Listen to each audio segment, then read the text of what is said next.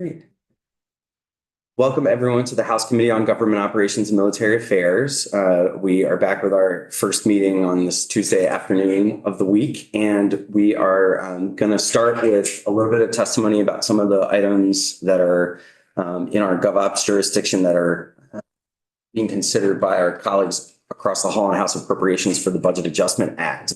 And I want to welcome Maria Royal, and I think the first thing that would be helpful is if you would just walk us through the Public Safety Communications Task Force language that's posted under Maria's name on our committee website.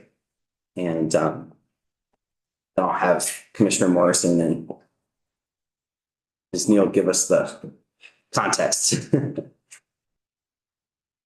Great. That sounds great. Maria Royal with Legislative Council. Can you hear me? We can. Oh, great. Okay.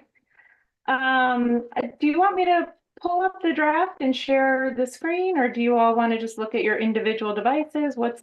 Yeah, we'll look at our devices. I typically will do it that way in here, so everybody should have it up. It's on our committee page. Okay, super. So I'll be pretty brief, but just give you a little bit of background context to refresh your memories.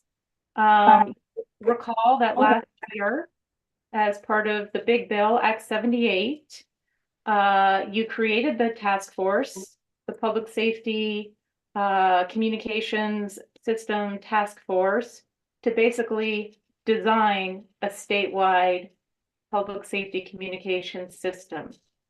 So that's a system that integrates both 911 call taking and dispatch.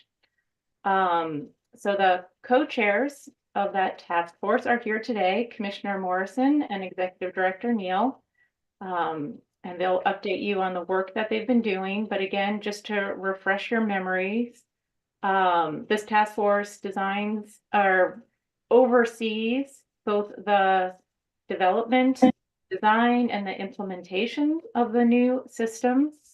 There are essentially three phases. The initial kind of inventory or data collection phase, looking at what infrastructure is out there, the personnel, the budgeting, kind of the current state of things. Then of course the design, and you're going to hear about the kind of the elements of a preliminary design plan for that system. The final plan is due in December of this year.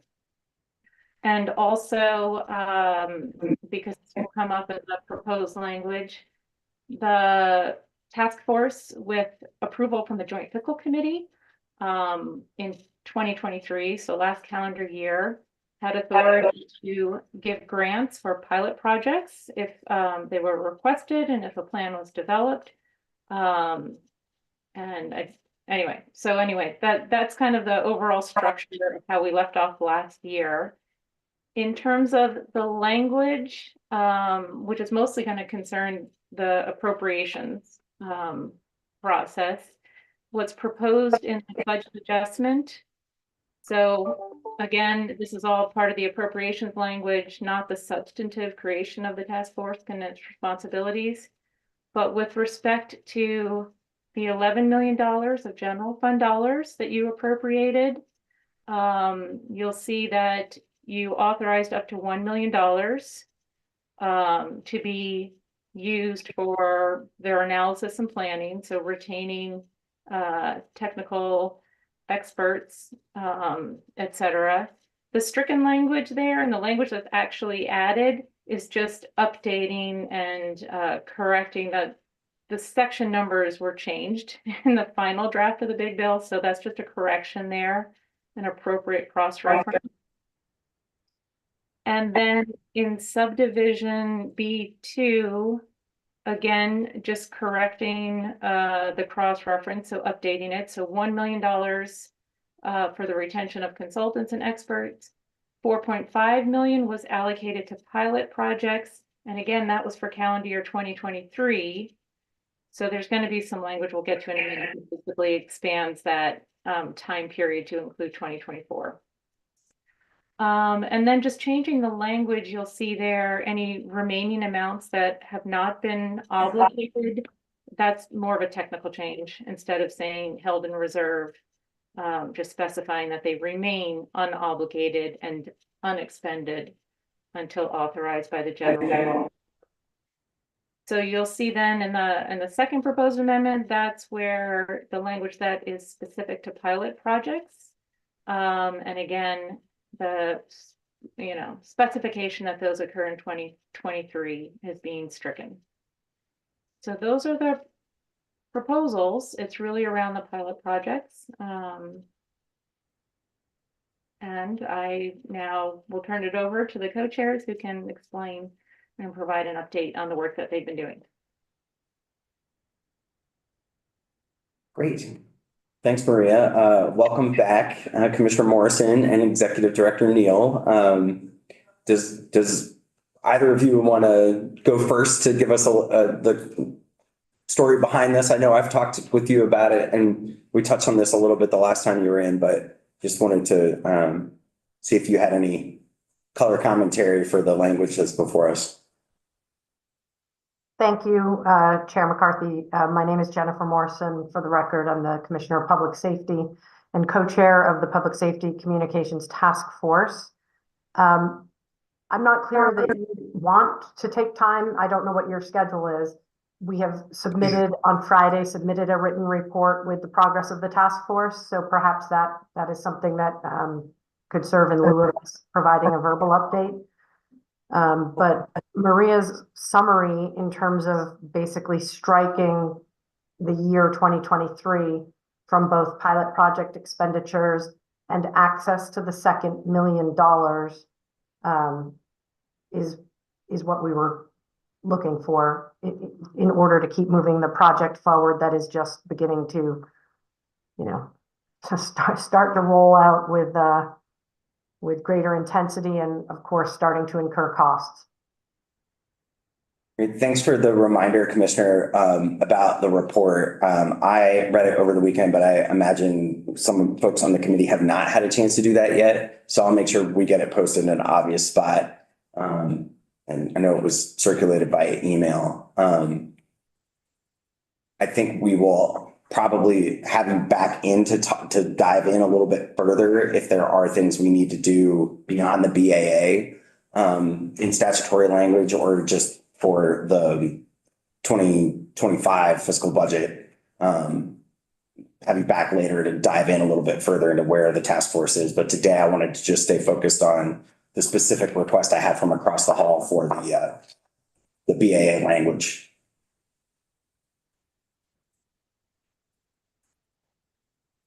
And so I don't have any further commentary on that narrow piece of it. And I don't know, Barb, if you do. No, excuse me, Barb Neal, Executive Director of the 911 Board and co-chair of the task force. I don't have anything additional on that one piece. I think the other legislative request that we included in the report that went over last Friday is probably what you want to address in some other manner, not here today. Is that correct? Yeah, I think, okay. And not to be coy about it, I think in order to facilitate being able to get the information you need, if I understand it correctly, you're going to be looking for us to have some language in a bill that would require agencies and municipalities and other entities to give information about their telecommunications and public safety communications infrastructure to the contractor that you all hire to put together the inventory and do the work that we specified, right? That's correct. Yes. Great. And so this language from the BAA will make the access to the second $1 million contingent. It remains contingent on the Joint Fiscal Committee authorization, but it's allowing it to go out beyond calendar year 2023. Yes, that's fine. That's great. Okay. Committee, anybody have any questions about the specific language before us? my understanding that the House of Reps is going to try to do their vote on Friday. So when we have everybody in the room, maybe even tomorrow, we might take a few minutes of committee time to just look over this, have a little bit of discussion on it, and then give an official thumbs up across the hall. But I'll make sure that the report that was just released is in an obvious spot on our committee website, so everybody can take a look at that as well. Great. And then Commissioner Morrison, while we've got you, another thing that's on our checklist, to-do list from across the hall has to do with a $1.8 million funding request for overtime for the state police. And just wondering if you wanted to tell us about that budget request. It seems pretty straightforward on its face. It's very straightforward, sir. I happen to have Colonel Birmingham and my Director of Finance and Administration, Rick Hallenbeck, with me. So if you see me consulting, I have my team in the room. They materialized out of thin air when you mentioned at the beginning of the meeting that you might want to talk about this. So lucky me.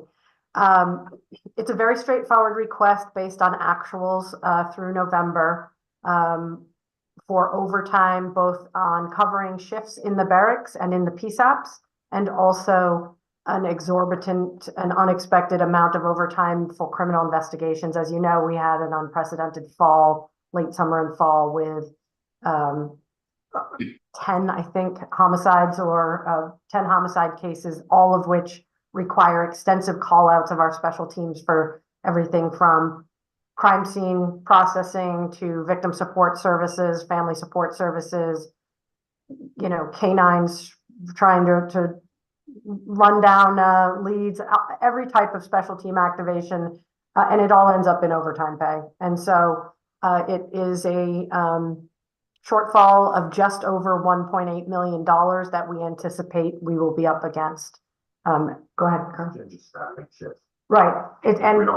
And it's this, the amount of work and the nature of the work has been exacerbated by the fact that we have too few troopers, regular full-time troopers.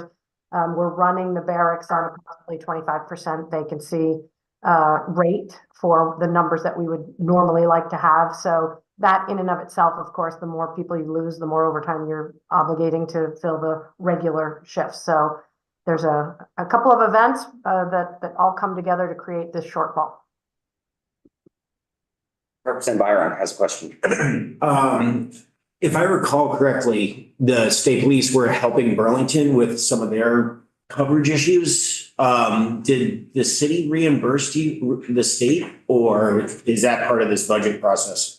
No, sir, but that was a contractual arrangement that they paid troopers overtime rates when troopers did agree to sign up to work those shifts. So that is not reflected in this number. Any other questions for Commissioner Morrison on this? Great. Well, I will let you all go. We're going to talk about one other unrelated to public safety and telecommunications item for the BAA. But I think that that's it for today on the task force. So thank you for being here. Okay, thanks so much for having us. Talk Thank soon. you. Bye-bye. So before we switch gears and start to talk about the ethics bills, the one last piece I wanted to touch on for BAA today is the COLA language that the treasurer had brought a recommendation. There were a couple of questions that came up, and I know Representative Higley, we had an exchange about the 2016 language, how the teacher's COLA was calculated and what the fix was. So I reposted the treasurer's recommendation on the committee website. It's under my name, just so that we could get it up there for today. I think Gavin originally had it. It was in last week, but that was one piece that we'll want to take an official position on. But I wanted to make sure that we have the opportunity for folks to really dig into that and get any questions they have out on the table. And I'm appreciative that fiscal has Chris in the room for us if we, if we need anything on that. I was hoping Representative Higley would be here to see if he had gotten his concerns resolved on that one.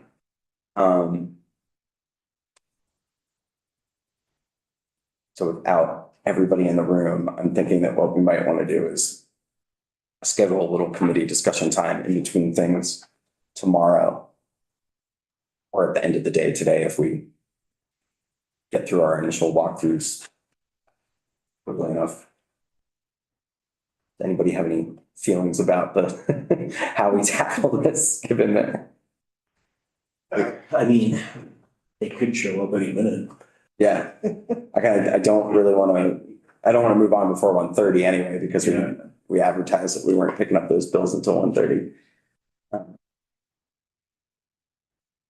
So I guess just looking through the items, these were the kind of major items for us. I know that the treasurer had several other things that are in this memo that we reposted.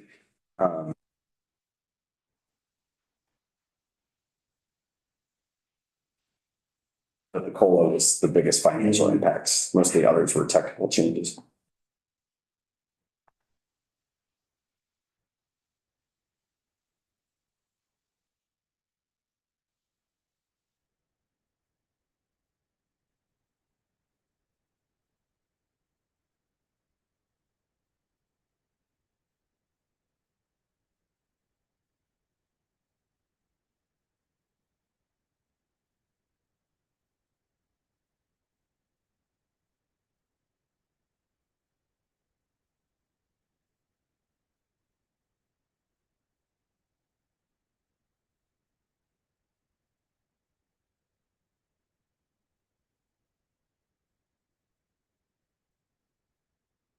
Stacked morning, but I left tomorrow afternoon to be able to continue any of those committee discussions and this. So maybe what we can try and do is pick the BAA conversation up at 1 o'clock tomorrow, now that we've kind of laid all this on the table.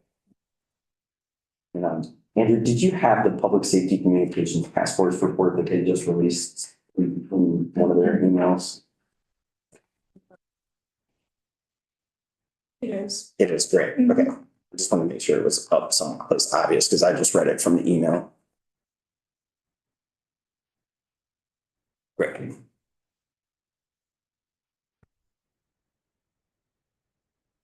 Yeah, so I would say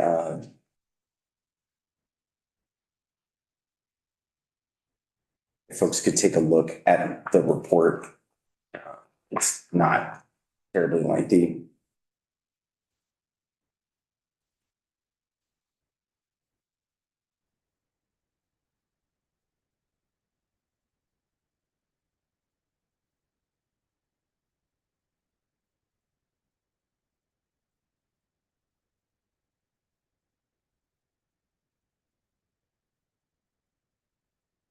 Schedule shows it, right?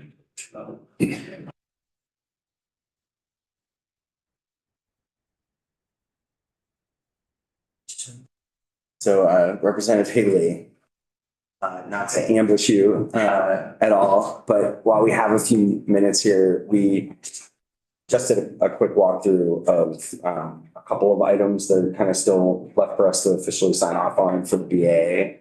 I want to take a little bit of committee time tomorrow afternoon to actually officially do that. But I had arranged for I had a little bit of time, and I was hoping to know if you had any more questions related to the COLA issue that we had talked about. Oh, I appreciate that. And I guess my concern was I was on government operations back when we did approve that, they were going to get a negative COLA that year. And, but it was through a negotiation process. All just, oh yeah, we understand that. I don't remember the provisions around the 5% cap and 50% of that 5%. But I guess my question for this year was, again, and I didn't hear an answer from anybody that spoke when I asked it, was what was the negotiations around that? There must have been something where the retired folks were looking for something. It was determined, okay, well, this is what we'll offer. This is what you'll get. And And I don't think it is a de minimis amount. My understanding is it was 3.2 million this year and 9.1 going forward that has been taken out of the reserve fund, the education reserve fund. So that's real money for them. And it needs to be understood that that's real money. So it is, adding to our costs. Yeah, so the testimony we heard from Colin Robinson from the NEA, I think the characterization that he made and that I heard from other folks that were around in 2016, like Representative Flynn, the former chair of this committee, and she was the chair at that She time in was the chair. 2016, was that there wasn't a whole lot of attention paid to the mechanics of how the calculation would be made about the COLA in a period of high inflation. So you referenced the kind of negative inflation. What would happen if, would the amount that a retired teacher would get, hyper low or deflationary environment would be less one year than the previous year. And so there was kind of a floor of 1%, depending on exactly which, whether you're in Group A or Group C. And then on the high end, it was written as, half of CPI. And then it created a 5% benchmark. The problem with the language that was negotiated, so there was the kind of negotiation at the time around what the language should be, is that there wasn't a lot of thought given to the higher inflationary amount. So when we got to the first time there was an above 5% inflation, there was an argument between different interpretations, which are both invalid. And what the negotiation that we all approved last year was, yeah, there's been inflation. We want to hold true to we don't want to reopen the entire negotiation that happened in 2016, but the interpretation of it is certainly real money. And the biggest money would have been if we had taken the whole, I think it was 7.8% inflation, gone, halved that and gone with an inflationary amount that was in the threes instead of what looked like a cap of 2.5%, half of 5%. So the argument came down to, is it half of the full CPI or is it half of 5%? And depending on how you read the language that you all passed in 2016, in a high inflation environment, it could kind of go either way. The language was a little confusing. And so what we did last year, what this committee looked at, appropriations looked at, leadership of both House and Senate talked about, was to do a one-time payment as opposed to rebasing the inflation so that forever there was the kind of alligator effect of rebasing to that higher year. So the one-time payments for last year and this year are in the $3 million and then the $9 million range for this year. But that is certainly going to be a lot less than if we had gone with an interpretation that rebased everything to that one high inflationary year and included that in the base calculation. And if I said anything in my summary that was wrong, I have people here who know the numbers way better than I do. So that's where we're at right now, is we've essentially have a middle ground where we are making these sizable one-time payments in order so that there is a COLA increase that's fair to the teachers, but that it doesn't rebase and forever keep that high amount, that it's really just these. Just one clarifying question, if I could. That $9.1 million that's taken out of the reserve fund is for an extended period of time, of years, correct? For any adjustment? It's not for the next year. Am I correct in saying that? Okay, thanks. Yeah, so these are related to this specific issue of that high inflationary year. This $3 million in the current fiscal, $3 million last year, 9 million plus this year are really it. That resolves the issue for now.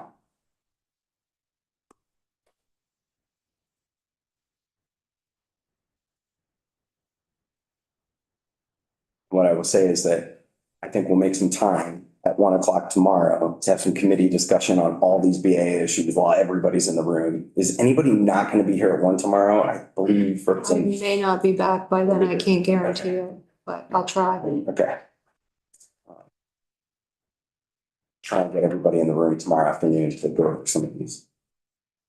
So we'll put a pin in the BAA, got everything kind of out there floating for everybody to consider. I'll have a little committee discussion about that tomorrow.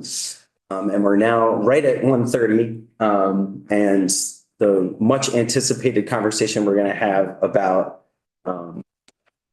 the future of our statewide code of ethics, potential municipal code of ethics. And I want to welcome Executive Director Sivrit. So if you want to come up, we'll get started on this next piece. Thanks, Chris.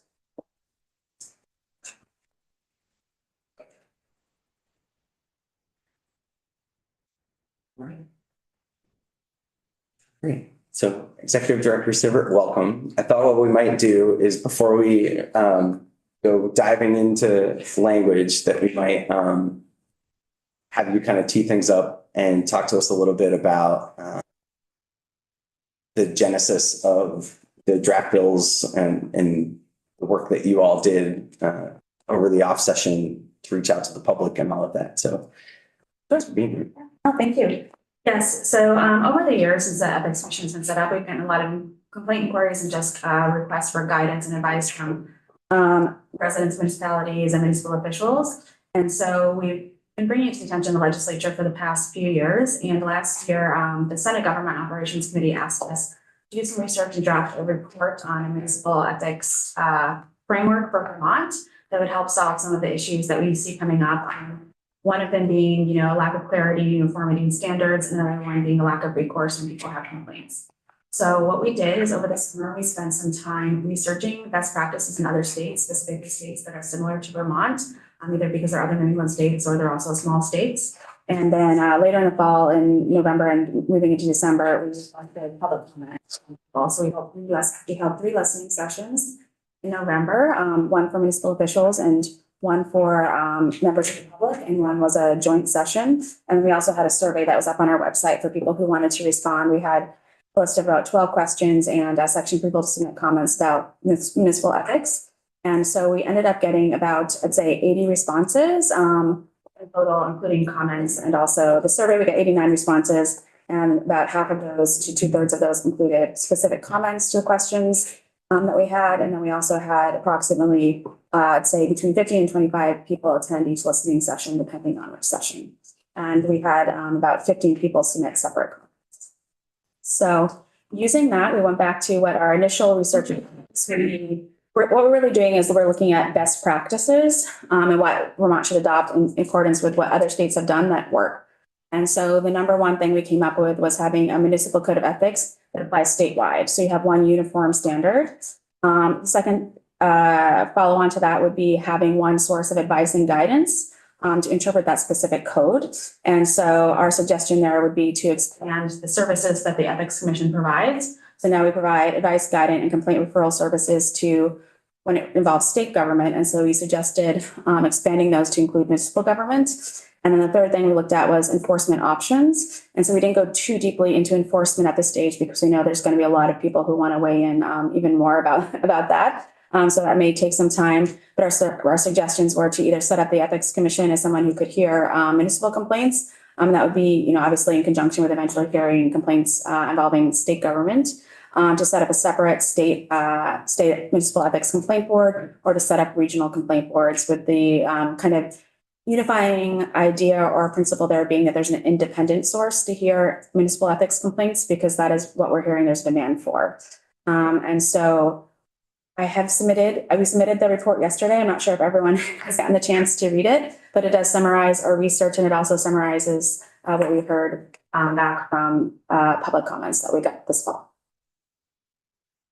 Yeah, we had gotten that, and I just forwarded the email PDF for Andrea to post that on our committee page so that we'll all have easy link access to the municipal ethics report. Great, thank you so much. Christina, who took the survey and who were the respondents? Was it a mixture of people? Was it mostly members of the public? Was it officials? Kind of who weighed in as you were doing that work? Sure. Well, it's an anonymous survey, so we don't know exactly who weighed in, but my take on it is that it's members of the public. And so it's something that's publicly posted on our website. We advertise our listening sessions and BT Digger and a couple of other statewide, news publications. And so I won't say that it was a scientifically done survey. So it was people who were interested in municipal ethics, they chose to respond. So by nature, it's people who were either concerned about municipal ethics or very happy with the way things are going. Mostly it's people who are concerned about municipal ethics. I think before we dive into the specific recommendations on the municipal side and on the kind of broader future of the Ethics Commission, it might be helpful to just walk the committee back through, since it's been a few months since we had you with us. So what is the current state to date of the powers and duties of the Ethics Commission? Because we're going to be talking a lot about your recommendations about both on the municipal side and for statewide, what where we think we should go as a state. But I wanted to maybe back up and have you give a little bit of a reminder, sort of where is the State Ethics Commission at today? Okay, sure. So just to go back a few years, the Ethics Commission was stood up in, I think, 2018. And this was in response to Vermont being ranked very, very lowly on a national scale when it comes to government ethics and accountability. So at that time, there was a lot of discussion about what the Ethics Commission should do. Eventually, the Ethics Commission was stood up as primarily a service provider. And the idea was that eventually we would get a statewide code of ethics in place and consider enforcement powers for the Ethics Commission. It's been a very slow process since then. So 2 years ago, we passed the state code of ethics. Since then, we've been kind of ramping up the services that we provide in terms of advice, guidance, and complaint referral. So if anyone has a chance to see our annual report this year, we've had a significant increase in the number of complaints that have been filed with us. Last year, there's 3. This year, 2022, there was 3. 2023, there was 15. A significant increase in the number of complaint inquiries. And I think that can be attributed to more people knowing about us. But we are still primarily a services organization. And so we provide confidential advice and guidance to any public servant serving in state government. We provide complaint referral services. So that means that somebody can file a complaint with us. We'll review the complaint with them, then inquiry about whether something constitutes a complaint under the state code of ethics. So we're specifically looking at the state code of ethics. And we'll review that with them and discuss whether it's a complaint that could go forward or isn't really, a complaint that falls under the code of ethics. And we refer that to an investigating authority. So that could be that could be the Attorney General's office, that could be the judicial branch, depending on where the conduct in question is occurring and what branch of government or what agency it's occurring. So we are primarily at this point in time a services agency, but we are growing to the extent that more people are using our services, the more they're aware that we exist. We also, I'll go back and just explain a bit more about the advice and guidance. So we can do informal advice or guidance over the phone or over email, but we also have a more formal guidance method, which is people can request an advisory opinion. And that's something that's posted on our website. And those are for situations where the question is a bit more complicated or it's very common. We get a lot of those. And so then we'll consider those requests for advisory opinions. And if you want to read some of those, we have them on our website. I think we have about 5 or 6 at this point, maybe 5. On the board. Don't do that at an auction site. All right. Does anybody have any table setting questions for Executive Director Syvret before we dive into teeing up some of the recommendations? Okay. Great. All right. So would you like, which bill would you like me to start with, municipal or state? Yeah, so I think it might actually be, I think it's probably easiest for us to start with the municipal. And I am sort of checking in with Representative Waters Evans here because she and I both worked with Executive Director Syvret and Legislative Council in the off session to try to take some of the recommendations and put some draft language before everyone. So I think the way that we maybe can most easily approach this is to have you tee up what the recommendations are, and then I might have legislative counsel walk us through the summary and see the bill summary that's on the website, and then we can sort of get our first look at those recommendations and some of the language. Then we'll take a pause and then pick up the miscellaneous. We kind of go through the same. Okay, so I'll start with the proposal itself rather than the bill. Is that what I'm hearing?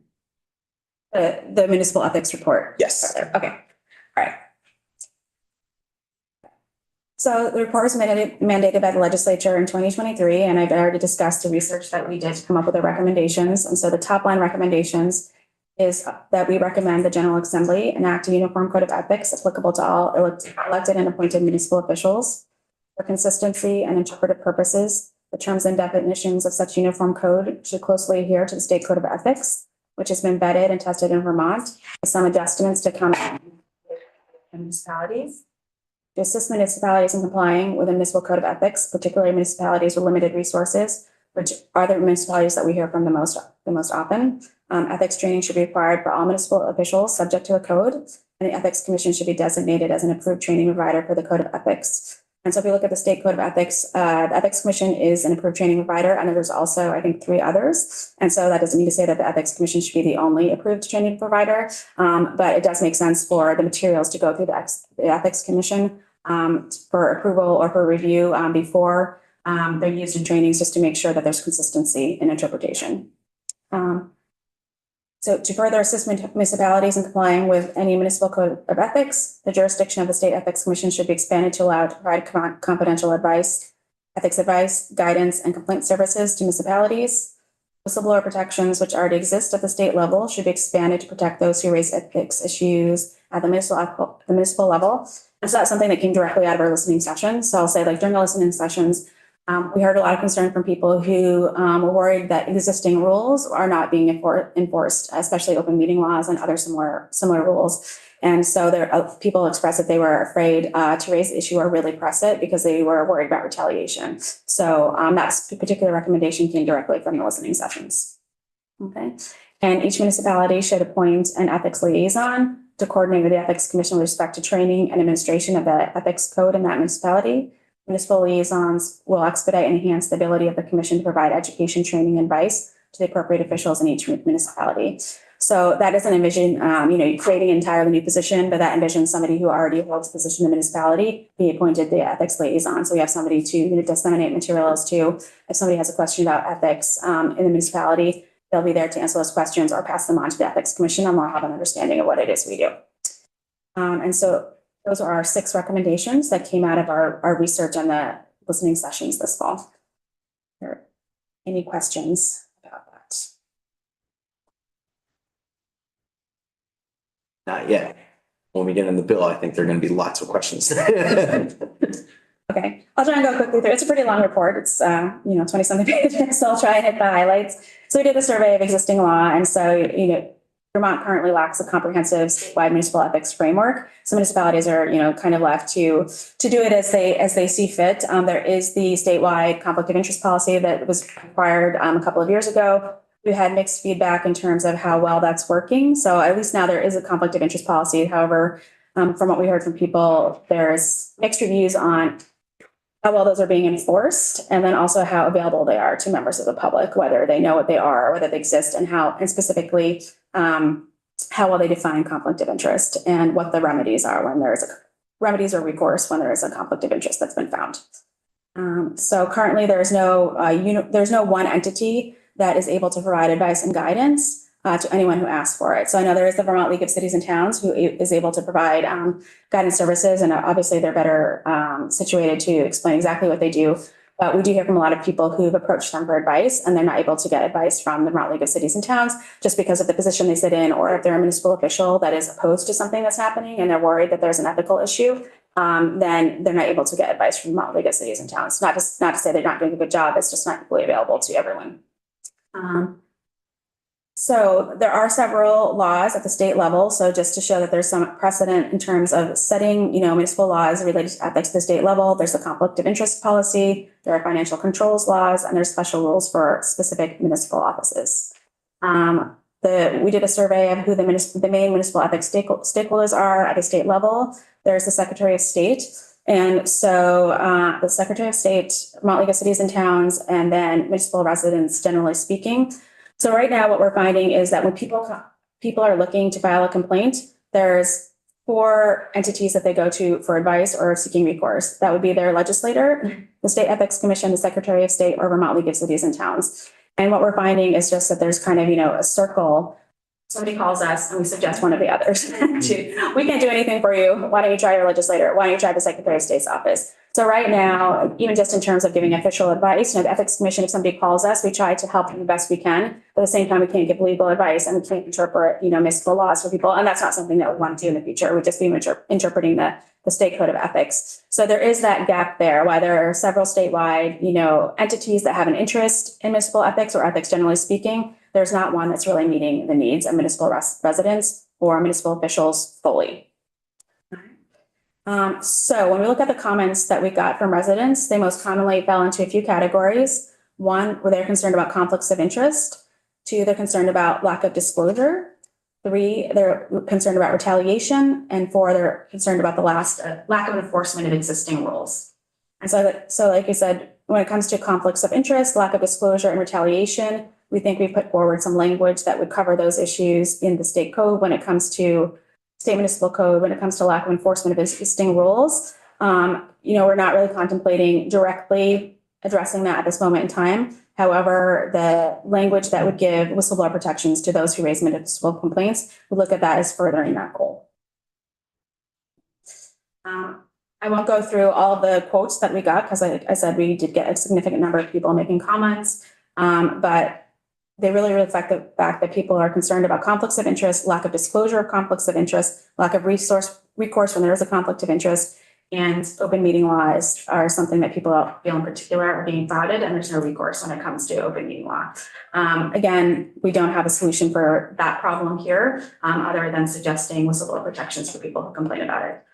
Another thing that came out of the listening sessions was actually new to me, is that a number of people said that they've either served municipal boards or they're interested in serving on municipal boards, but they've been dissuaded when there are ethics issues in their town. They feel like in some cases there's kind of, a club of people who've been there for a very long time. It's very difficult to raise ethics issues. And when they've done it, they've experienced retaliation or it's not something they want to get involved in. So we've seen this raised as something that's actually preventing people from serving, whereas generally speaking, when people are concerned about a municipal code of ethics or statewide involvement in ethics at the municipal level, they've raised the concerns about people not wanting to serve if there were too many rules in place. But what we heard during the listening session was actually quite the opposite, that people are dissuaded from serving when they feel like their ethics issues, they can't do anything about it, and they're not protected if they wanted to do something about it. So if I just go through kind of quickly, generally speaking, we found that people are very concerned about ethics nationally, and they're very concerned about the ethics situation generally in Vermont. That is not to say that everyone thinks that, the state should have a heavy hand when it comes to municipal ethics, and that's also not something that we agree with. We did find there was general agreement when it comes to setting state standards. Whether the Ethics Commission or the state itself should actually be involved in enforcement was, I think, something that is still up for debate. A lot of people said yes. Some people said no. They feel like that's too much. So, but, enforcement isn't directly on the table when it comes to municipal ethics right now, but just raising is something that needs to be considered in the future. Yeah, could you just maybe put a finer point on that? So, we'll dive in and take a look at what's in the draft bill, but what are the powers that the State Ethics Commission, in this initial policy recommendation would have when it comes to municipal ethics? Would they have the ability to, fine people, or does it sort of stop at on the spectrum from, you're doing advisory opinions to you're actually enforcing the code and issuing some kind of punishment for violations? So what's the recommendation at this point? Correct. So the recommendation at this point is that, well, I think when we're talking about the next step of the Ethics Commission in terms of investigation and hearings and enforcement, we're looking at it in terms of the state code of ethics. We're looking at the municipal code of ethics. We're looking at the starting point of getting the code of ethics in place and not envisioning enforcement powers for the Ethics Commission at this moment in time. So would be primarily providing advice specific to the municipal code of ethics, not going outside of that. So advice, guidance, advisory opinions. And so just when I talk about the value of advice, I think, people feel a little bit intimidated they don't know where to go. They feel intimidated about asking for advice. But it's not just residents who are concerned about what's happening in their town, whether it's right or wrong. It's also municipal officials. So we do get calls from municipal officials quite frequently who are looking for something that is going to help them understand their obligations, but also to protect them. So if they are doing the right thing, but somebody's complaining, thinking that they're not doing the right thing, then they'd have the ability to come to us for an advisory opinion, which is something that is publicly posted. Names are removed, but it's something that they can use to refer to, and they can say, yes, I asked for this advisory opinion. This is the one I requested. So it's actually protective for municipal officials when they are doing the right thing. It's not just meant to be, an avenue of punishment. So I'll say that. So this time, what we would do with complaints is we would refer them. Right now, I think the idea is we refer them back to the municipality, which will satisfy almost no one. We do recognize that. We did hear in the comments that several people actually said that the Ethics Commission, or at least a state body, they specifically said the Ethics Commission, because it was an Ethics Commission survey, should be able to hear appeals. So that is something to consider at some point in time. Representative Williams. Thank you. Can you explain it doesn't have to be super in depth. Could you explain please a little bit about the whistleblower protection part of it? Would that, would that apply to employees of the town who are raising an ethics issue?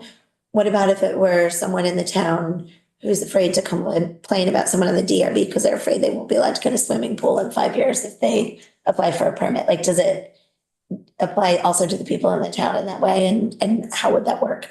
It applies to anyone who experienced retaliation. And so what to do is give them a civil course of action. So if they're experiencing retaliation, they could bring it to court themselves. So it is something where it's going to have to be self-initiated. If they're seeking that protection, they're going to have to go to court. They're going to have to prove that they're actually being retaliated against. So to be investigated at that level. But yes, it applied to everyone. So I think when we heard from members of the public, that was really one of their main concerns we heard about. So it would need to not just cover employees, but anyone who is raising an issue in the town, because you can have situations where, say, somebody has a contract with the town, they raise an ethics issue, then the next year the town doesn't renew their contract and it seems suspicious to them. So then they would, if they wanted to look into it further, maybe they decided that no, that was retaliation. That's something that they could, seek the whistleblower protection for. However, there is a requirement that if you want to seek the whistleblower protection, you have to have made a complaint in writing to some entity before you move forward. And is there any kind of recourse or avenue for people to pursue those complaints now at a municipal level? There's not specific municipal whistleblower protections. There's not whistleblower protections at the municipal level unless there's, some municipality has a specific policy that we don't know about, but there's no state law that grants whistleblower protections. Okay. For municipalities. There is one for people who raise complaints under the state code of ethics.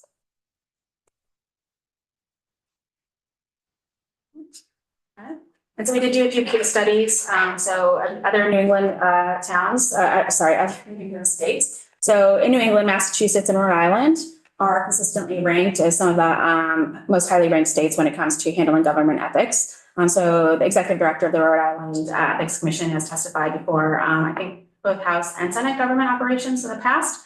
And so just to give examples of how other states do it, both Massachusetts and Rhode Island handle municipal ethics and state ethics at the state level. And that is considered to be a best practice. They also handle complaint investigation and enforcement. Again, that's not something that's on the table at the moment, but just to be aware of that. So when we're looking at, putting in place a uniform municipal ethics framework for Vermont, we're looking at putting in place a code of ethics. And so we put forward two options, and one is to use the existing state code of ethics and just expand that to cover municipal employees, municipal officials. The other option was to put forward a municipal code of ethics that is tailored to municipalities. So they both have, pros and cons when it comes to state code of ethics. Everything in it has been vetted already. It's been in place for a couple of years. We know exactly how it works. We know exactly, the advice that we're giving, how that's working. So far, we haven't had a request for many changes in terms of weakening the state code of ethics or concerns that people had at the time that it was enacted. We haven't needed to make those kind of changes. We are looking at making changes to make it stronger, but we're not looking at anything that is problematic in the sense that this particular language or provision is a problem. So the advantage there is that, we already have it. Other states have done this. They've just expanded the state code of ethics to cover municipalities. The con, of course, is that, municipalities are different. So they have different issues before them. There might be some things that come up frequently under the state code of ethics that are just not going to come up under, they're not going to come as frequently from municipalities. So for example, I don't think we've ever gotten a question about gifts to municipalities, whereas that's something that frequently comes up under the state code of ethics. So the advantage of the standalone municipal code of ethics is that it can be tailored to municipal needs. It doesn't have to be as burdensome.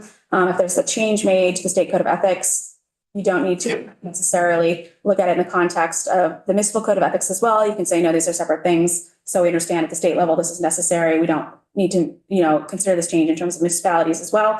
However, we do think it's important for any standalone municipal code of ethics to kind of closely track the state code. Number one, because it has been vetted. It has been in place for a while.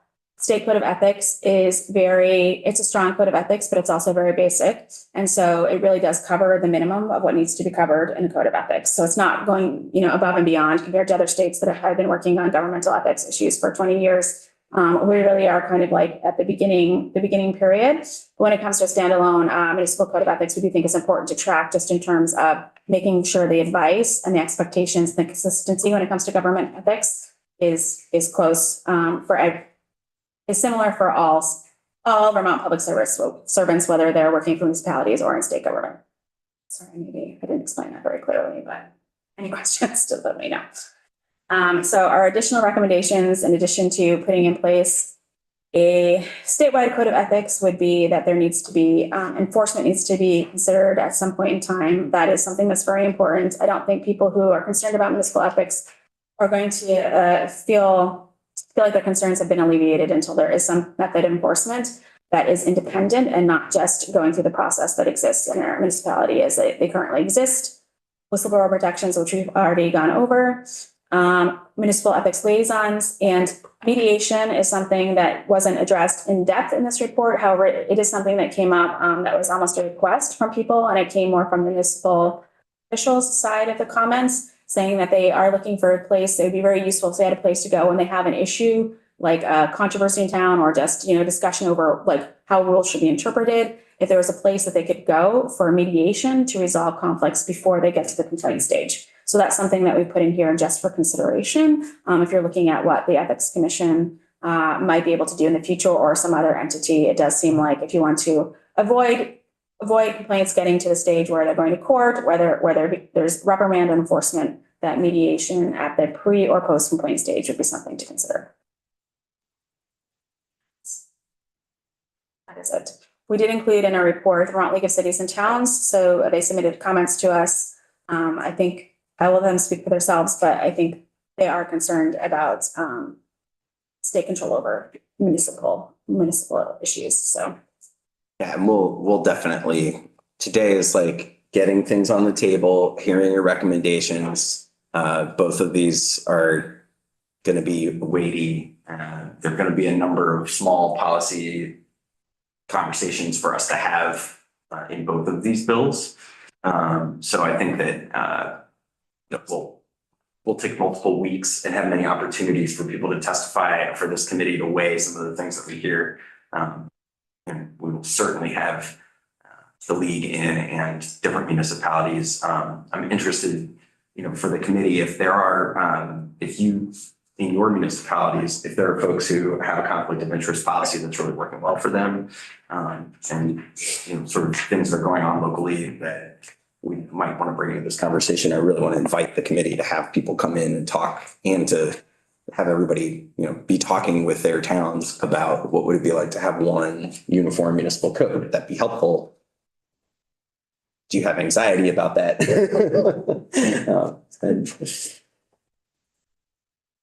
That's great. Any questions about the report itself before we dive into the specific recommendations? Right. Director Sibbert, before we legislative council come up, did you want to have us introduce TJ? And I don't know if you wanted to weigh in specifically on the municipal piece before we dive into the specifics, but I wanted to give him that opportunity. Sure. So TJ Jones is someone who's been a consultant with the Ethics Commission for several years now. So he's a professor of public policy. He was formerly the state ethics prosecutor for Connecticut for 10 years, and he is now on the state Board of Ethics for Connecticut. And so he is somebody who we rely on for a lot of our research, especially when it comes to national best practices. So if anyone has a question now or in the future regarding, what other states do, what is considered a best practice, what different options are, if, the options here aren't appealing to you, TJ is a good resource for that. Welcome. Thank you for the opportunity to be here. I'm happy to help out in whatever way that I can. The 6 recommendations have been sort of thoroughly thought through, and I think we can start from there in terms of where the committee wants to go. Great. And one of the things, I know that you had the case studies that Director Sibbert mentioned, but I was wondering, since you have experience across different states, on the spectrum of states having a universal code that applies to all municipalities versus having a model or something like that, where does this recommendation kind of fit in the spectrum of what other states are doing? A lot of the focus that I've had is not necessarily on the 50 states, because you can imagine that there's quite a variety. But among those states, the 10, 15, 20 that are consistently recognized as having a strong ethics program. And in those states, almost across the board, there is a high level of uniformity between at least the terms to which the municipalities are subject and those that the state is also subject.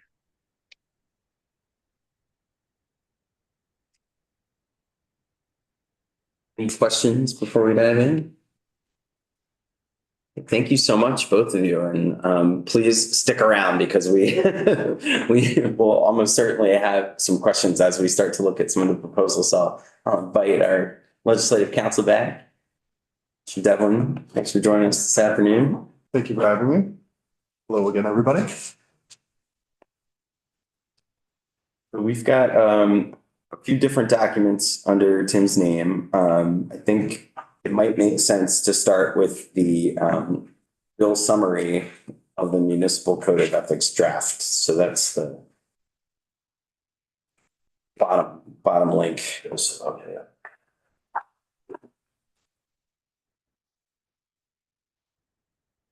For the record, my name is Tim Devlin, Legislative Counsel. Thank you very much for having me. You should have access to the bill summary for the Municipal Code of Ethics, and this is still has the drafting request number identifying the document. And this bill right now is identified as 24-0461. We're dealing with draft 1.6 now, and this is a summary of draft 1.6. And I'm happy to just walk through the summary, and if there's any questions or want to dive into the bill language for a hyper-specific look at things, happy to do that as it occurs. So this bill will, in brief, just create a uniform municipal code of ethics and really do some cleaning up of repealing redundant municipal ethics laws, and require municipal officers currently in office to complete trainings as well. So it's a training schedule for those folks. Part 1 has sections 1 and 2 of the bill and pertains to the repeal of the redundant ethics law, which would be made redundant by this Uniform Municipal Ethics Code.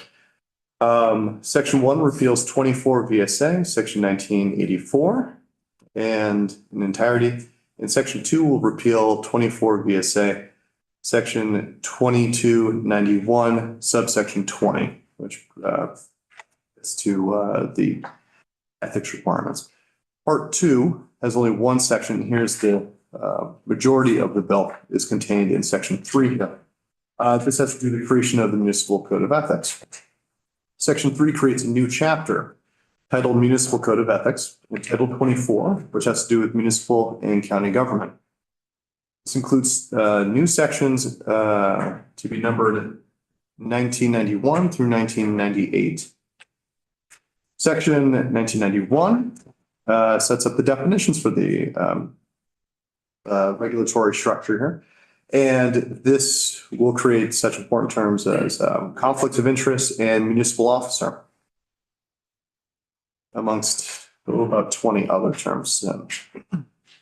Section 1992, titled Conflicts of Interest, in subsections A and B will create an affirmative duty for municipal officers to avoid conflicts of interest, as well as the appearance of conflicts of interest, and also to recuse themselves unless certain circumstances occur, which include the determination that there is, quote, good cause to proceed, and also notification requirement to the legislative body of the town, city, or village that there be a written justification for the proceeding.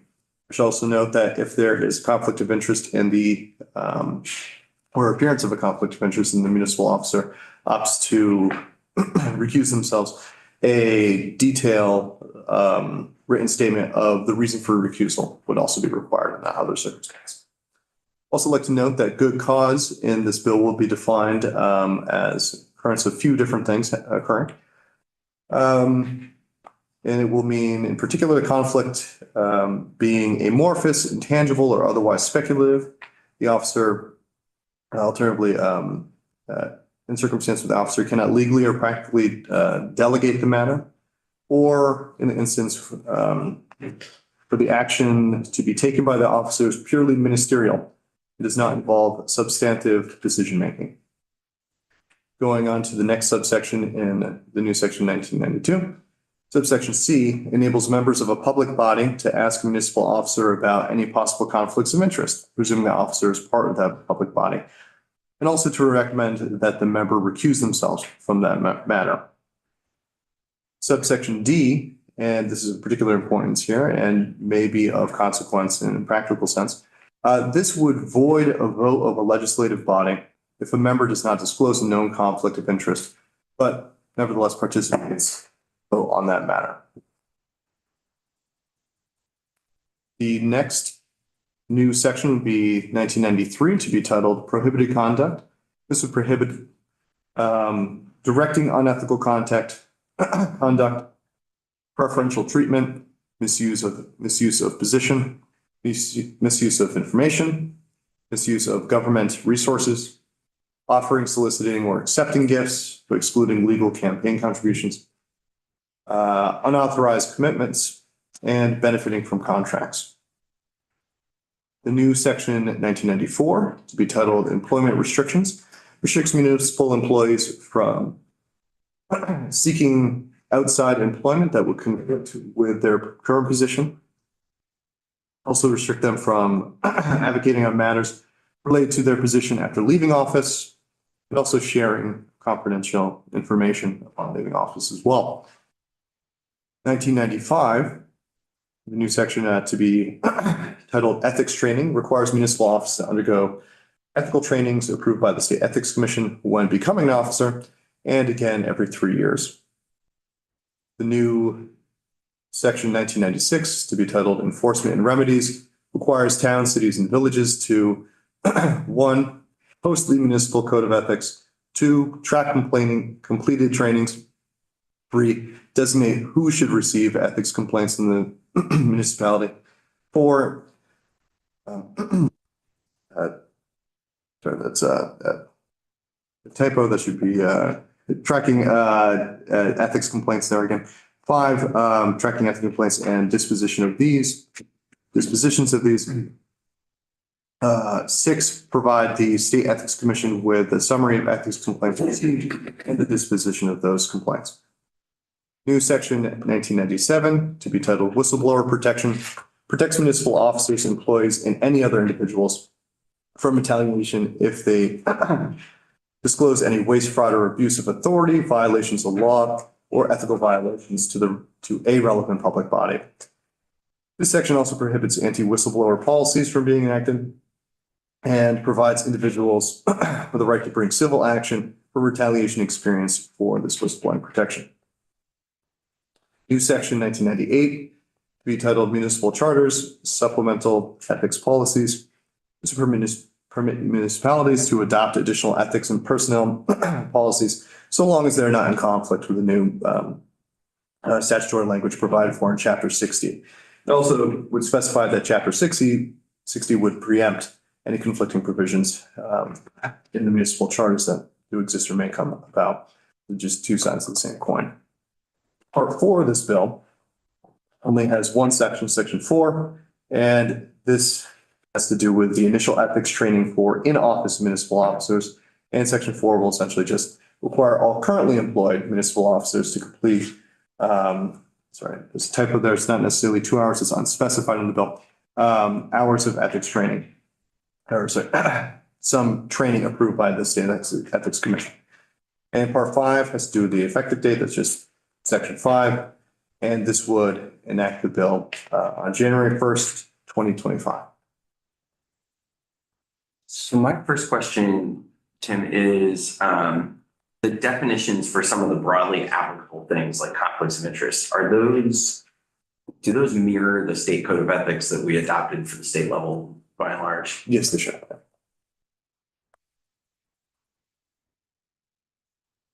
Other questions for Tim on the municipal absorbing? The thing that you bolded and italicized that I think we're going to want to get some feedback on and understand is in that 1992 subsection D, that if a member of a public body is found to have not disclosed a conflict but participates in a vote, that the vote of that body would be voided. And I wanted to ask, as that's drafted here, does that apply to all municipal bodies? Yes. Those that would have decision-making capabilities, presumably. So a board of alder people, a city council, and actually, let me just pull up the definition we have right here of, let's see, legislative body. Excuse me one moment. You can find this in Section 3, 1991. This is page 3 at the bottom. Subsection 7, legislative body means the select board in the case of a town, the mayor, alderpersons, and city council members in the case of a city, the president and trustees in the case of incorporated village, and the supervisor in the case of an unorganized town or GOR. Representative Waters. Thank you. And we don't have a time limit on that, kind of an expiring statute of Not as currently written. how long? So if someone got halfway through putting a new roof on a public building and then there was a conflict of interest, would they have to stop doing the roof until they? Presumably void the contract. Or Okay. the wording of a bid or something Yeah. like that. Okay. Thank you.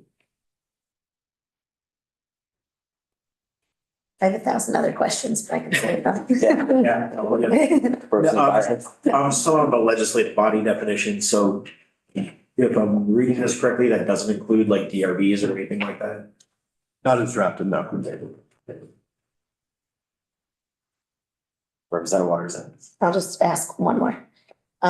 Is there, do you have, or does it maybe, Commissioner have an example of what an anti-whistleblower protection or anti-whistleblower policy would be?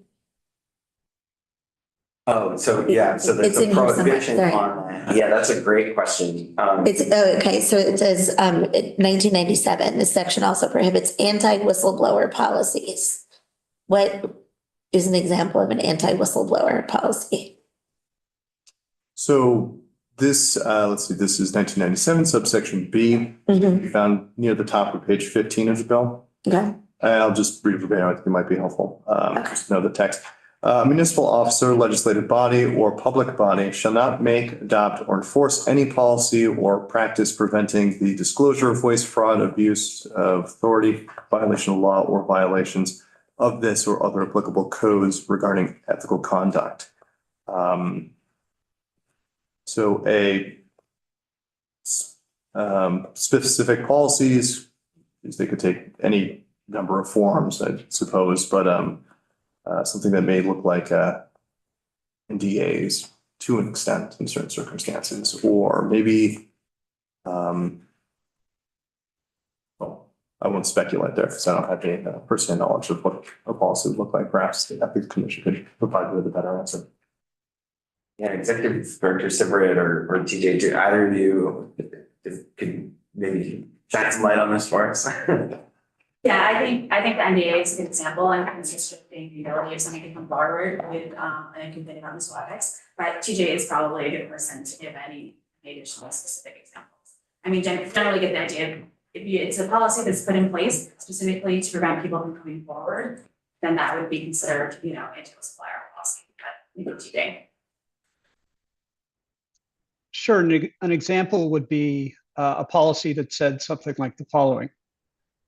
No member of this body and no one who knows anything about this body shall talk to any investigator prior to talking to the legislative body about ethical violations. and just to follow up,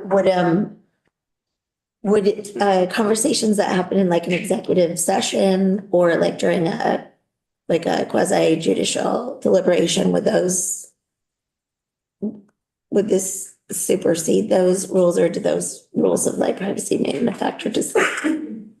No, there's another provision within the proposal that talks about disclosure of confidential information, which would include executive sessions. And it goes both ways. You're not allowed to disclose that for financial gain. And you're required to keep it secret according to the rules of the public meeting laws. Thank you.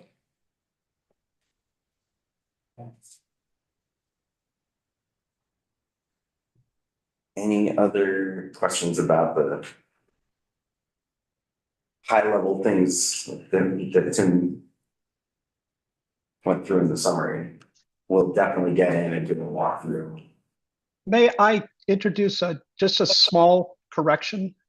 When looking at 1992D, which is the void provision, it's subtle, but the decision wouldn't be voided.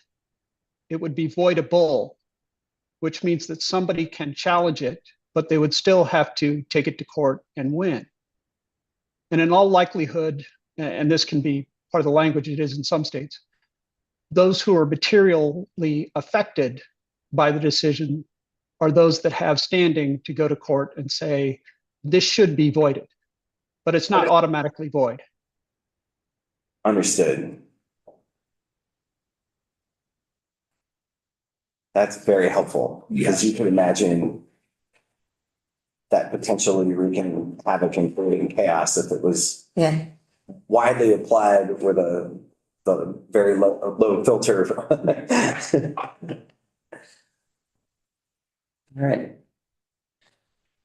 So I'm going to suggest that we that if there aren't any questions related to the municipal proposals at the moment, that we take a quick break and then come back and take a look at the statewide miscellaneous bill.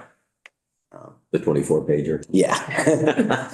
And we'll spend a little bit of time on that. I think there are going to be common themes in both of these. And we may end up, depending on the feelings of the committee, taking these two sets of draft language and just having one committee ethics bill introduced.